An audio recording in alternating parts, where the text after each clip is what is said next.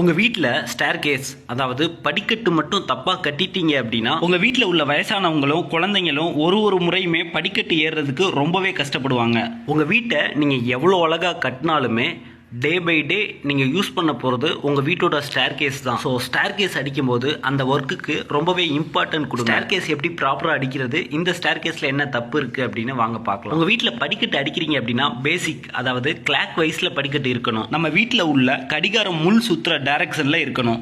இந்த படிக்கட்டோட டைரக்ஷனே பார்த்தீங்கன்னா anti clock வைஸில் இருக்குது. அடுத்ததாக ஸ்டேர்கேஸோட ஸ்லோப் 25 டிகிரிலேருந்து 50 டிகிரி வரை இருக்கணும். இங்கே பார்த்தீங்கன்னா 55 டிகிரி இருக்குது. அடுத்ததாக ரைசர் அதாவது ஒரு படிக்கட்டோட ஹைட்டுமே பார்த்தீங்கன்னா 5 இன்ச்சஸ்லேருந்து 7 இன்ச்சஸ் வரையும் இருக்கணும். இந்த படிக்கட்டில் பார்த்தீங்கன்னா 8 இன்ச் இருக்குது. அதே மாதிரி த்ரெட்டு அதாவது கால் மிதி மேக்ஸிமம் 10லேருந்து 12 இன்ச்சஸ் ஆவது இருக்கணும். அப்போ தான் உங்களுக்கு படி ஏறும்போது ரொம்பவே கம்ஃபர்டபுளாக இருக்கும். இந்த படிக்கட்டோட அகலமுமே ரொம்பவே கம்மியாக. உங்களோட படிக்கட்டில் இந்த மிஸ்டேக்லாம் நடக்காமல் பார்த்துக்கோங்க.